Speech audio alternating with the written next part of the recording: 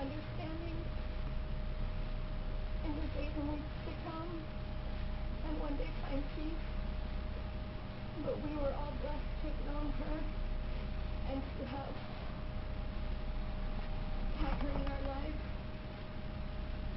There's been a fund that was set up by members of our families and friends back in Utah that people have been donating to, and we would like to thank all of you for your donations to that. We're hoping to be able to use that to bring Emily back to Utah for her final resting place with her family there. And we want to thank all of you who made those donations. I will turn this to Robbie Parker.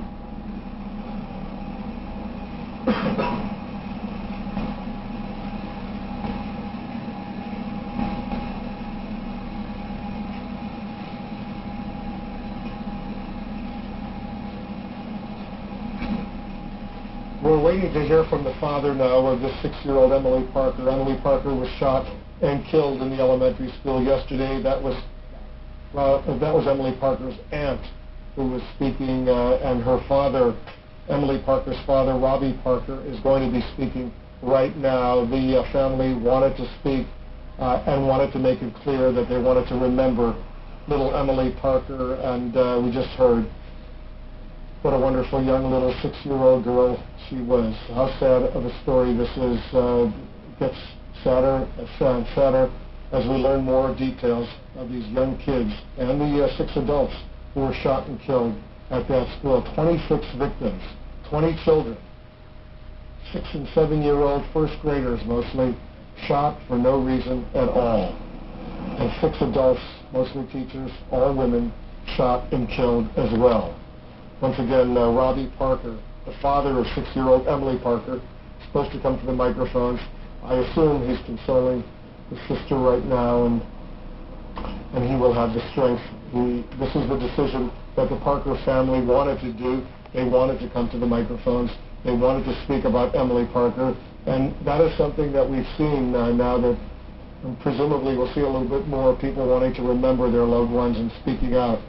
It's not unusual in a situation like this. I remember at Virginia Tech when I went out there, parents, loved ones of slain young people wanted to remember their sons and their daughters, and as a result they spoke and made a statement. So we'll see if Robbie Parker, I assume he's going to come out to the microphones now and make a statement. Looks like the family is there, and they're getting ready to come to the microphone, so we'll listen in. Okay.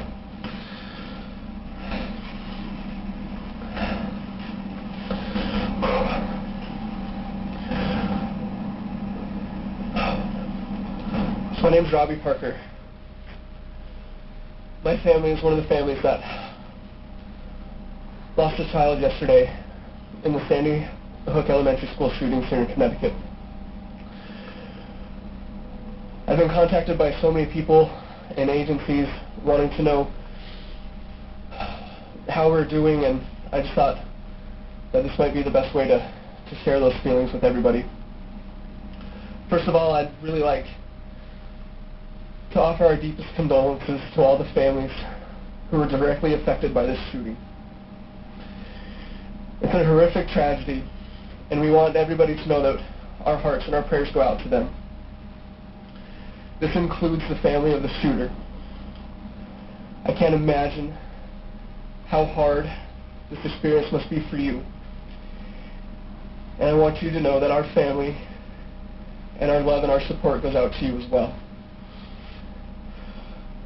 At this time, our thanks go out to so many people, so many friends and family and complete strangers who we don't know, for all the love, condolences, and support that you've given to us. My daughter, Emily, would be one of the first ones to be standing and giving her love and support to all those victims, because that's the type of person that she is. Not because of any parenting that my wife and I could have done, but because those are the gifts that were given to her by her Heavenly Father. As the deep pain begins to settle into our hearts, we find comfort reflecting on the incredible person that Emily was and how many lives that she was able to touch in her short time here on earth. Emily was bright, creative, and very loving. Emily was always willing to try new things other than food. She loved to use her talents to touch the lives of everyone that she came into contact with. She was an exceptional artist, and she always carried around her markers and pencils so that she never missed an opportunity to draw a picture or make a card for those around her. I can't count the number of times Emily noticed someone feeling sad or frustrated and would rush to find a piece of paper to draw them a picture or to write them an encouraging note. Emily's card making was expressed beautifully this last October when she placed a very special card that she had made into the casket with her grandpa, who also just recently died of a tragic accident. Emily was a mentor to her two little sisters, and delighting in teaching them how to read, dance, and find the simple joys in life. Emily's laughter was infectious, and all those who had the pleasure to meet her would agree that this world is a better place because she has been in it. As we move on from what happened here, what happened to so many people, let it not turn into something that defines us, but something that inspires us to be better, to be more compassionate, and more humble people.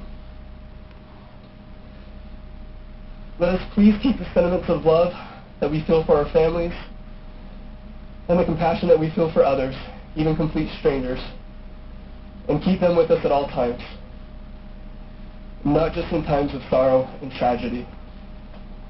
And may we do this so that we can better all of our communities, in all of our cities, and all our states, so that we can make everyone, everywhere in this country, feel safe. Thank you. I'd be happy to answer any questions as long as I see them to be within reason.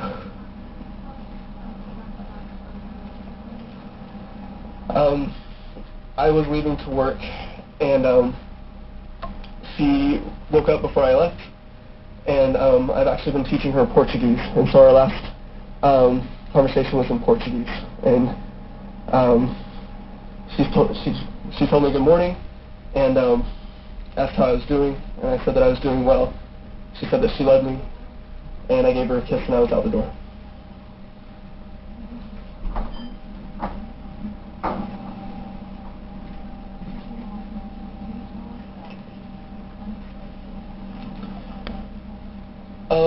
The best way that I've been seeing that is I have two really good friends at home who've set up a Facebook page